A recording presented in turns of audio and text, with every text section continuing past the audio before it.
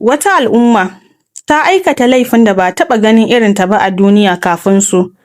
Allah ya gargaɗe su, annabi ya yi kuka a kansu, amma suka yi izgili. Abin da ya biyo baya kuwa azaba ce da ba a taɓa ganin irinta ba. Wannan ba tatsuniya ba ce, Alƙur'ani ne ya ba da labarin. Bismillahirrahmanirrahim. Wannan shi ne labarin annabi Lut alaihi salam, kamar yadda Alƙur'ani ya zo da shi. Shi dai annabi Lutu ɗan uwan annabi Ibrahim alaihi salam ne, ya ba da gaskiya da baffansa annabi Ibrahim alaihi salam, kuma ya yi hijira tare da shi daga ƙasar Iraki zuwa ƙasar Kan'ana, wato ƙasar Falastinu. Sai Allah ya ba sa manzanci tun lokacin rayuwar baffansa annabi Ibrahim alaihi salam. Allah ya aike shi zuwa ga mutanen garin Sadum da ke ƙasar Jordan a yanzu. Waɗannan mutane sun shahara da wata mummunar ɗabi'a da ba a taɓa samun masu aikata irinta ba a gabaninsu. Wannan ɗabi'a kuwa ita ce kusantar maza da sha'awa maimakon mata. Kuma wani abin ƙarin takaicin, suna gudanar da wannan ƙazantaccen laifi ne a gaban idon junansu. Suna masu alfahari da hakan. Bayan wannan kuma, an san su da yawan aikata laifukan fashi da makami a kan hanyoyin matafiya. Sai Allah ya aiko musu da annabi Lut alaihi salam don ya hana su aikata waɗannan miyagun laifuka. Kamar yadda Allah ya sanar da mu Alƙur'ani, Suratul A'raf, aya ta 80 zuwa 84. Annabi Lutu ya ce musu, yanzu kwa rika aikata mummunan aikin da babu wani mahaluki a duniya da ya taɓa aikata irinsa gabaninku? Lallai ku kuna zaikewa maza don sha'awa a maimakon mata. A'a, ku mutane ne maɓarnata. Ba kuwa amsar da ta fito daga bakin mutanensa, sai kawai suka ce, ku fitar da su Lut daga garinku. Lallai su mutane ne da suke nuna su masu tsarki ne. Ku ji fa, abin da ya kamata su yaba, suka mayar da shi abin ƙi. Haka annabi Lut ya yi ta gargaɗinsu, amma suka ƙi ji. Wata rana, mala'ikun Allah suka zo a surar samari kyawawa wurin annabi Lut.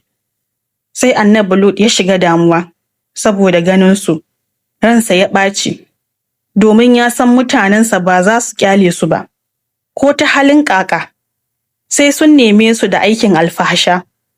Har ma ya ce, wannan rana ce mai wuya a gare ni, domin yana zaton za su fi ƙarfinsa a kansu. Sai kuwa abin da yake gudu ya auku, domin mutanensa sun yi tururuwa cikin gaggawa har suna rige-rige da junansu, da nufin kowa ya zo ya samu rabonsa. Sai annabi Lut alaihi salam ya shiga ƙoƙarin jawo hankalinsu, yana musu tayin auren ‘ya'yansa mata, su aure su domin su suka fi tsarkaka a gare su maimakon neman maza. Ya ƙara gargaɗinsu da su ji tsoron Allah, su kiyaye dokokin Allah, kada su kunyata shi a gaban bakinsa. Ya ce musu, yanzu wai a cikinku babu wani mutum mai hankali, wato wanda zai tsawatar musu. To amma ina, hankalinsu ya riga ya ɓace. Sai suka ce masa, ai ya riga ya san cewa su fa babu ruwansu da mata, balle su auri ‘ya'yansa ko sauran matan garinsu. Ai shi ya san abin da suke nema. Daga nan sai annabi Lut ya shiga matsananciyar damuwa. Yana tunanin ina ma a ce yana da ƙarfin da zai yi amfani da shi wajen kare bakinsa, ko kuma yana da dangi a garin waɗanda za su taimaka masa faɗa da waɗannan miyagun mutanen.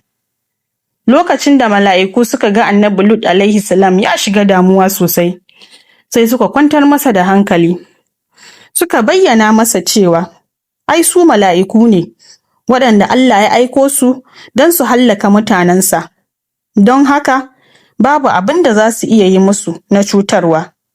Suka kuma umarce shi da ya kwashe iyalansa kakaf cikin dare ya bar garin, amma ban da matarsa, domin ita ma tana tare da mutanen garin wajen kafircewa annabi Lut alaihi salam. Saboda haka duk abin da zai same su, ita ma zai same ta. Suka umarce shi da kada wani daga cikin iyalansa ya waiwaya lokacin da suke fita daga garin. Suka kuma bayyana masa lokacin da Allah ya nufi azabarsa za ta saukar ma mutanen, wato lokacin asuba, kuma lokaci ne na kurkusa. A lokacin da wa'adin Allah ya cika, sai Allah subhanahu wa ta'ala ya saukar da azaba wadda ba a taɓa ganin irinta ba. Ya sa mala'ikun nan suka ɓaɓɓago da wannan alƙaryar, sai da suka ɗaga ta sama, sannan suka mayar da samanta ya koma ƙasa, ƙasa kuma ya koma sama, wato aka kifar da ita. Sai kuma aka bi su da ruwan duwarwatsu na wutar jahannama. Kowane dutse kuma yana ɗauke da alamar wadda zai faɗawa. Umarni ne kuma daga Allah. Duwatsu suka yi ta zuba ɗaya bayan ɗaya, har sai da suka hallaka su gaba ɗaya. Ba wanda ya tsira sai waɗanda suka yi imani. Wannan kissar tana cikin suratul Hud, aya ta 77 zuwa 83.